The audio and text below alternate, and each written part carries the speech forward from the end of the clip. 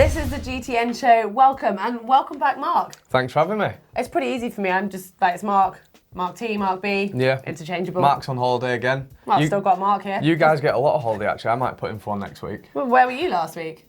Well, training. And next week? Training. Hard life.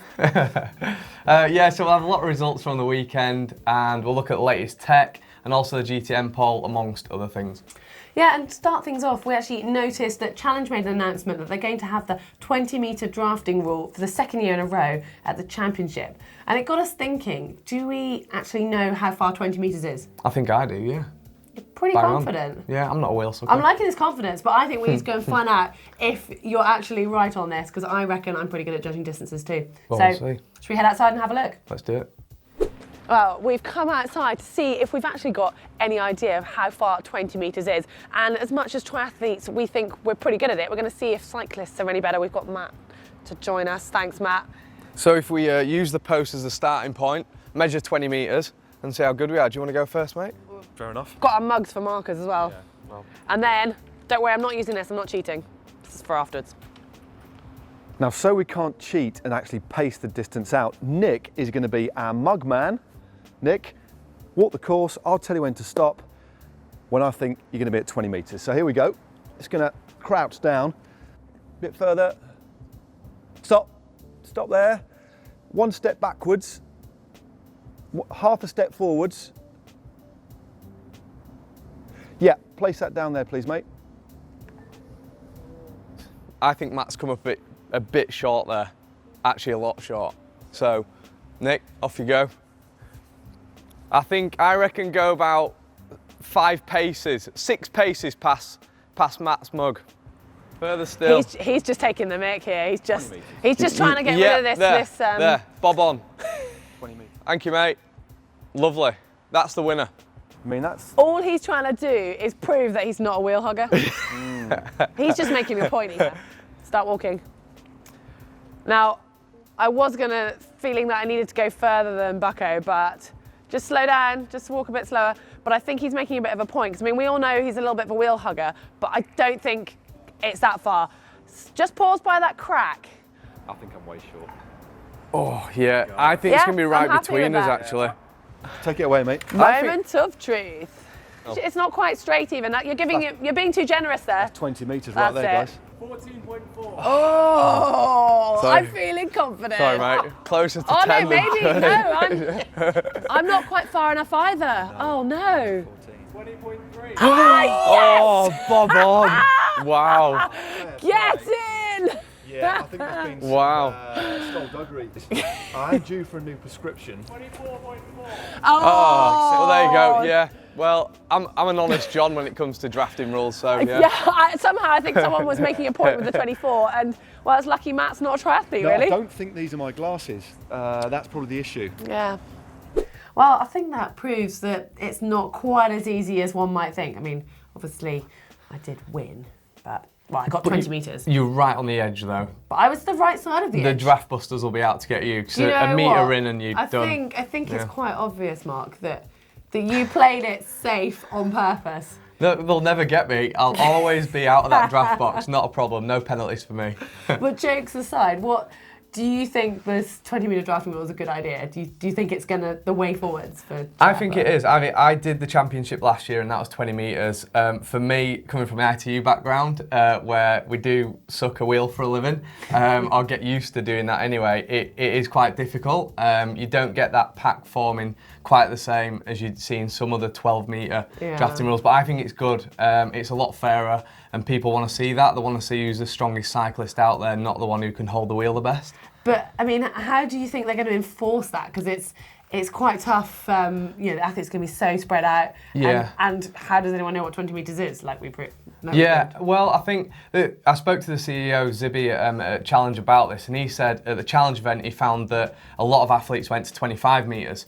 They didn't try and encroach on that 20 too much. That was quite interesting. But yeah, policing it's going to be the big thing. So they need motorbikes out there, making sure that everyone's staying at the correct distances, because otherwise there's no point having rules at all if there's no one there to police it. I think it's a healthy discussion. The sport needs it, because we definitely see that pack forming every now and again in 12-metre races, and you hear stories that a guy didn't pull his turn and we shouldn't be talking like that when it comes to non-drafting. It should be, really fair and honest. The pace line, isn't it? It's kind of like a known thing, especially in Kona. But it's fair enough, like, discussing this. But what are the actual numbers behind it? What's the science on this? Well, we saw some research recently from Swiss side, and they gave us an indication of roughly how many watts you're saving being behind someone at a certain distance. I think it said like around 10 meters, you'd get 30 odd watts saving. Yeah, it is a lot. And then you go back to 20 meters and you're still saving, nearly 20 watts. I mean, I guess you can never really make it any further than that, can you? It's just going to be something that...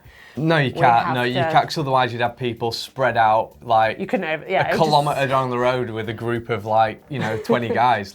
It'd be crazy. It wouldn't work. No, it wouldn't work. Not for the guy at the back anyway who's got to come into transition. But I guess still it is a significant difference from 10 to 20. But with that, who do you think the 20 metres is going to favour? I mean, we've seen Lionel, haven't we, speak out that he likes that, and he's a strong cyclist, he's from that background. Yeah, he said he only wanted to do championship races with a 20-metre rule, so that's that's pretty concrete that where his thoughts lie on the whole thing. And I think there's a lot of people who agree with him, but I guess it affected a lot of athletes this year. If we take two key races, Chattanooga, the World 70-point freeze, and then the championship in Chamorin, where it had a 20-metre rule. I realised that there were a total different set of podium. You had kind of an ITU crowd on the podium at Chattanooga. So you had obviously Gomez Winnick, Ben Canute, and Tim Don, who's former ITU world champion. On the women's side, you had Daniela Reef, Emma Pallant, who've both raced ITU. But then if you look at the 20-metre race at the championship, it was more or less your long-distance athletes. So, we obviously had Sanders win it, Kinley was up there, Michael Rayler, all proper long-distance guys. Lucianne Charles on the girls' side, come straight in at that distance, really, hasn't she? Yeah, and Heather Wurtle as well. All long-distance athletes. So I think it really changes the shape of the race. I mean, they're just two races, so you can't generalise it for everything. But it's pretty significant. It's food for thought, and I think they've got to try it. They've got to try doing more 20-metre races, because they showed that a lot of people thought it was very beneficial. But it definitely shapes the way the races are. I mean, me coming from an ITU background, all I think when I get out of the swim is get on that wheel. So naturally there it's going to be 24 metres. But let us know what you think anyway. It's really interesting.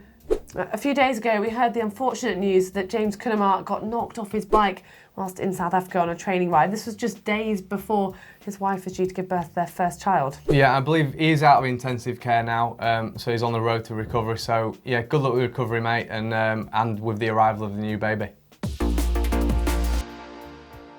And related to tech, we've obviously seen Nike's Vaporfly 4% shoe before, and it's just broke a record. It has. I mean, they've designed it to try and do the Breaking 2 marathon record, which it got close to, but it has now just smashed the 100-mile record. Camille Herron broke the record by over an hour, which is about 8%, so pretty good for that shoe. Yeah, so do you reckon we'll see it in triathlon more? I think the science is there. It's making runners more efficient, and I reckon, like Kona next year, keep an eye out for that. Yeah, well, it obviously helped her. I mean, 12 hours of running, 7:38 per mile. That's ridiculous, impressive. Isn't it? Apparently she had a beer while she was going around as well. That's even more impressive. A bit of a crazy hydration strategy, but we'll see. Yeah. Speaking of hydration, LVL hydration monitors have sort of launched a product available for pre-order, which monitors your hydration status. And I'm quite interested in that, because my hydration is really poor. I'm not sure hydrating with beer. Maybe that's why your hydration is poor. If you're drinking beer to stay hydrated. No, I don't do that. But you drink Yorkshire tea, don't you? That's equally bad for hydration. It's a diuretic, so it's not probably great for performance. But well, maybe wearing that monitor, it tells you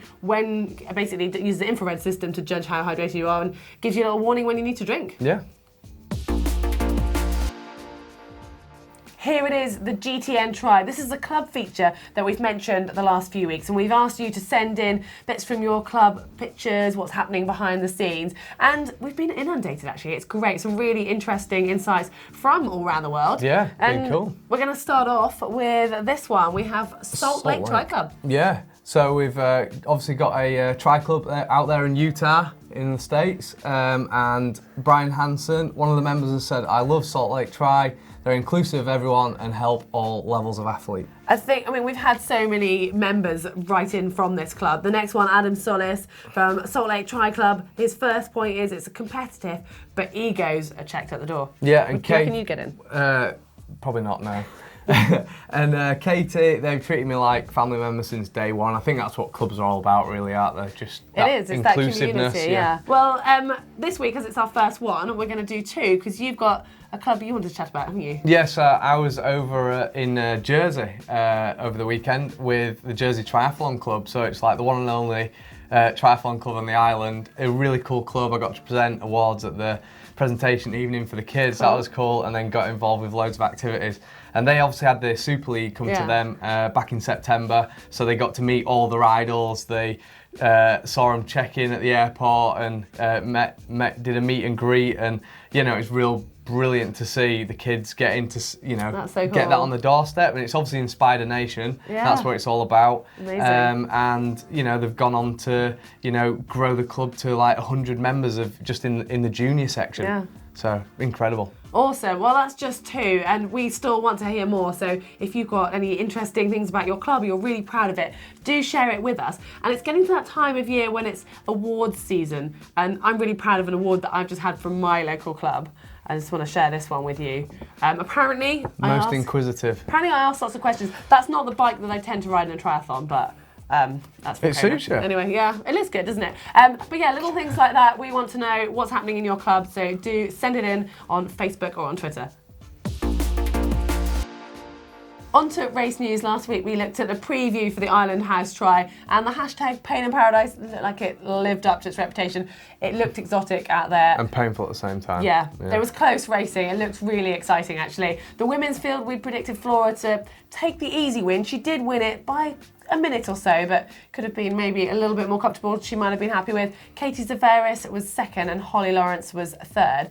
And talking of Flora, just before that she had mentioned she was going to race or she'd announced she was going to race in her first 70.3, step it up to the long distance stuff. But we just saw a couple of days ago she's decided she's going to take an early break. And yeah, I think she deserves a bit of time off. Yeah, she's had a pretty impressive, well, very impressive, but tough season. Long season, yeah. In the guys' race, it came right down to the wire with Ben Canute and Terenzo Bozzone. A really impressive finish, yeah. Less than half second separating them for that $60,000 first prize.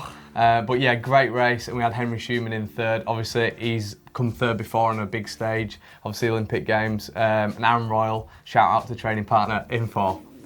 There was a strong field racing in Ironman, Arizona. On the women's side, Kaiser Sali, after her fifth place at Kona, took the win. And the Hella Fredrickson, stepping up to the full Ironman distance for the first time, came second, and it was Jen Annette third. All three women on the podium went under 9 hours.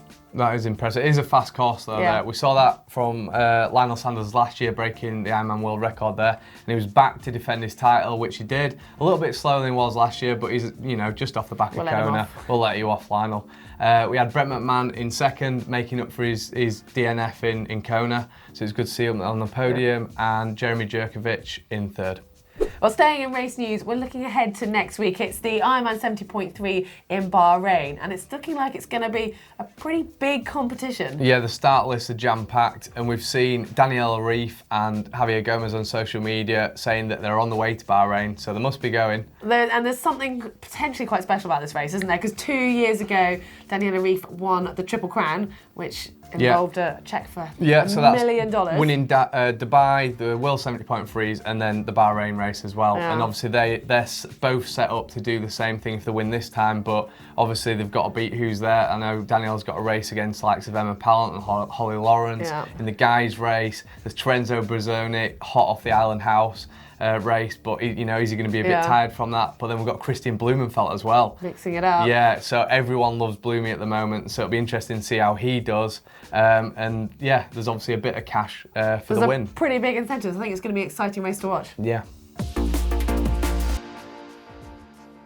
Well, last week we did a bit of a preview, as we mentioned, for the Island House Try, and then that led us on to the poll. And I think there's been a bit of a GTN curse. I know Mark T's not here to defend himself, but he went with Aaron Rule to win. And It wasn't far off, but yeah, he was fourth. I think he said it's because you went for Aaron, so he's blaming you Yeah. for just saying that. But anyway, we then gave you an option for the poll of 4 other athletes, of which none of them made the podium. But who did you go for? Well, yeah, let's have a look. So Richard Murray was the hot favourite for most. He got the lion's share at 44%.